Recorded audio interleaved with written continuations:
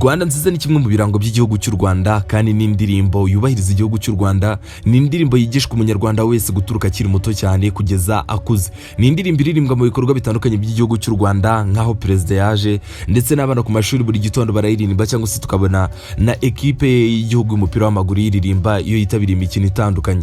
Gusa ariko ino ndirimbo abenshi barayizi ndetse na n'ubu ngubu baracyayiririmba, gusa ariko hari benshi batazi imvo n'imvano by'indirimbo cyangwa se bamenye bati ese yanditswe nande. Gusa ariko niyo mpamvu muri aka kanya ngira ngo tugaruke ku mavu n'amavuko ya Rwanda nziza, indirimbo yanditswe n'abagororwa bayobowe n'uwo bita Munyaneza. Aba bagabo nibo banditse ino ndirimbo, gusa ariko ntabwo mwari mubizi cyane. Gusa ariko mbere ko twinjira muri aya makuru kugira ngo umenye uti ese Rwanda nziza kugira ngo yandikwe byaturutse kuki, cyangwa se kugira ngo yandikwe n'abagororwa ese byari byagenze bite. Gusa ariko mbere ko tubyinjiramo kandi subscribe, usige comment na like, tujye tubana buri munsi ibiganiro nk'ibi biryoheye amatwi n'ahandi bisanga ni kuri Philox TV show. Njye uri kumva kuri mikoro ni Philox Aime. Gusa ariko nkuko nabikubwiye ndagira ngo twinjirane muri aya makuru turebere hamwe tuti ese indirimbo bita Rwanda nziza uwayanditse ninde, ese byagenze bite. Gusa ariko mbere yuko tubyinjiramo neza ndagira ngo twibukiranye tuno tuntu. Ubundi tariki ya mbere Mutarama 2022 u Rwanda rwabonye ibirango bishya birimo ibendera ry'igihugu, ikirangantego cya Repubulika ndetse n'indirimbo yubahiriza igihugu bisimbura ibyari bimaze imyaka isaga 39 bikoreshwa kuva mu 1962 igihugu cy'u Rwanda kibona ubwigenge.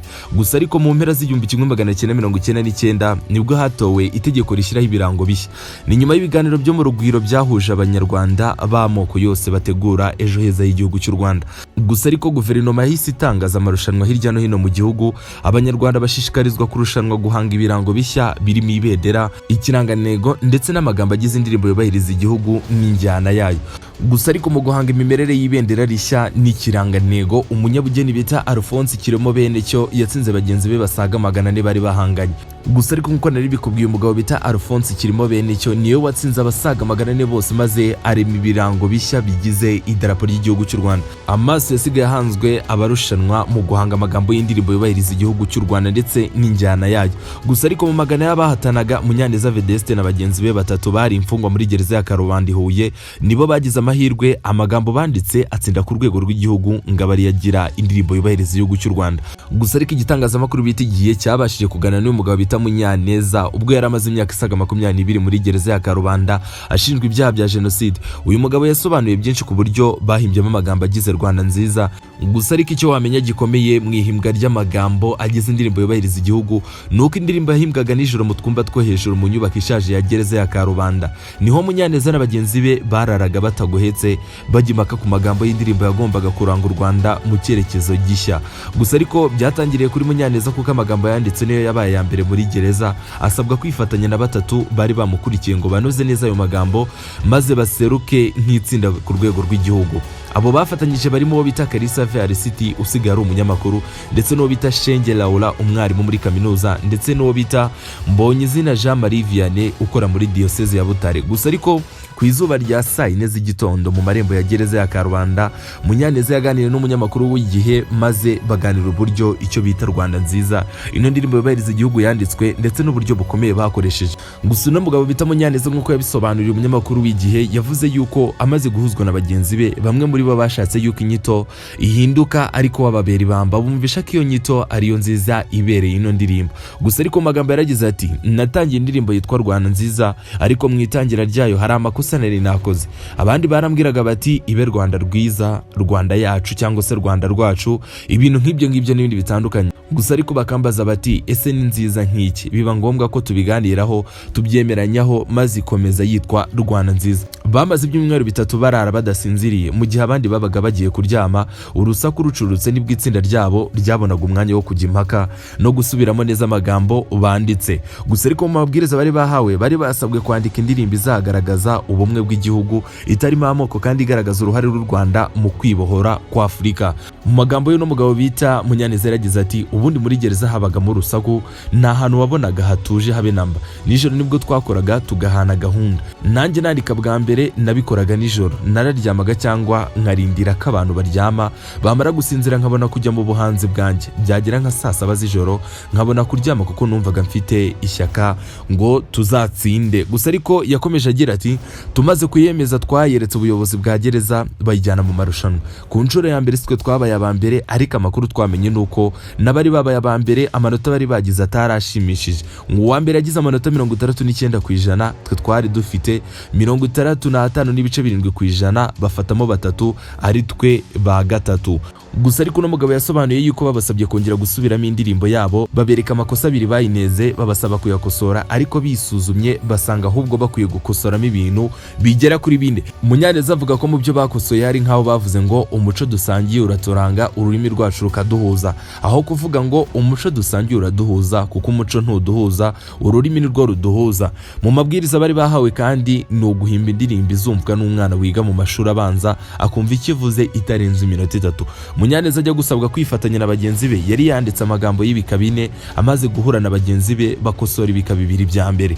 Mu gukosora amagambo ya Rwanda nziza, Munyaneza na bagenzi be hari ubwo batumvikanaga, bakaba bamara iminsi 2 bananiwe kumvikana ku ijambo runaka. Gusa ariko magambo y'uno mugabo bita Munyaneza yaragize ati byabagaho gasanga hari ibyo tutumvikanyeho, wenda duti reka nkushishire ngo byiduhetse, ukumva umuntu azanye igitekerezo kimeze gutyo, twajya gusesengura tugasanga gushishira umwana wo mu wa gatatu ntazabyumva, tugasanga ni ijambo rikomeye, turijyaho impaka ntitwumvikane, hakabaho gushwana ariko tukongera tukumvikana. Itangaza ryo guhimba amagambo y'indirimbo yubahiriza igihugu ryavugaga ko ku ndirimbo izaba yanditse guverinoma ifite ububasha bwo gukosora amwe mu magambo ayigize. Gusa ariko niko byagenze, kuko mu magambo agize ibitero bine bya Rwanda nziza, guverinoma yakosoyemo amagambo 3. Munyaneza yaragize ati hari amagambo yahindutse mu cyo twari twanditse mbere, hari nkaho twari twanditse ngo tubukomeyeho ubuziraherezo, ubu handitse ngo tubukomeyeho uko turi twese. Uyu mugabo yakomeje agira ati hahindutsemo amagambo 3 nubwo yose ntari kuyibuka neza. Gusa ariko imyaka 2 yashize bataranahembwa, nicyo kintu gitangaje. Gusa ariko umunyamakuru w'igihe waganiriye n'uyu mugabo bita Munyaneza yavuze yuko Munyaneza ni umugabo w'umukristo, ngo niyo muganira urabibona, cyane cyane ukurikije uburyo avuga atuje n'amagambo akoresha. Mu munsi babwirwa ko indirimbo banditse ariyo yatsinze, yari yagiye kuririmba muri korali Ingabo z'Umwami y'itorero ry'Abadiventiste w'umunsi wa 7, yari iri muri gereza ya Karubanda. Birumvikana kibimenya yarishimye cyane we na bagenzi be bari banditse no ndirimbo. Gusa ariko basobanura yuko muri gereza n'ubundi ari ibisanzwe, nyuma yuko bumvise no nkuru nziza yuko batsinze n'ubundi barakomeje bisubira mu mirimo yabo. Gusa ariko nkuko amabwiriza yari ameze muri icyo gihe, amabwiriza yavugaga yuko indirimbo uwayanditse agatsinda azahimbwa amafaranga asaga miliyoni 5. Ku mfungwa n'abagororwa, amabwiriza yabo nayavuga ko umugororwa cyangwa imfungwa yatsinze mu marushanwa ihabwa 1/10 cy'ibihembo yatsindiye, andi akajya mu isanduku ya gereza n'urwego rushinzwe amagereza. Icyakora ibyo bibarwa iyo umugororwa yitabiriye amarushanwa, bikaba ngombwa ko aherekezwa n'ababishinzwe umutekano kandi akanagaburirwa. Gusa ariko Munyaneza na bagenzi be bagombaga guhembwa 500,000 ukurikije amabwiriza y'amagereza. Gusa bavuga ko miliyoni 5 zose zari zikwiye kubizabo, kuko ibyo bandikaga byose batasohokaga muri gereza. Ubuyobozi bwa gereza nibwo bwabyijyaniraga ku bari bashinzwe amarushanwa. Babwiye ko batsinze muri 2001, ariko byageze muri 2003 amafaranga atarabageraho, bigeraho bitabaza minisitiri w'umutekano. Munyaneza w'amagambo yaragize ati duheruka baduha sheke banadufotora, birinda bigira muri 2003. Minisitiri w'umutekano ngira ngo nibazivamo Christophe yaje muri gereza, hari ibintu byerekeranye n'amatora, dutanga ikibazo ko tutari twabona amafaranga yacu. Yakomeje agira ati minisitiri yahise ahamagara uwari ushinzwe amagereza amubaza impamvu amafaranga batinze kuyabagezaho. Icyo gihe hari ku wa 2 abategeka ko amafaranga agomba kubageraho bitarenze ku wa 4, ko niba batarayaduha uwo bayahaye nawe bazamuzana muri gereza. Ku wa 4 mu gitondo nibwo batubwiye ko amafaranga yacu yaje. Amafaranga yaje ari 500,000. Ryatsinda batangiye ari abantu 4, ryari rimaze gukora rimaze kugira abantu 9.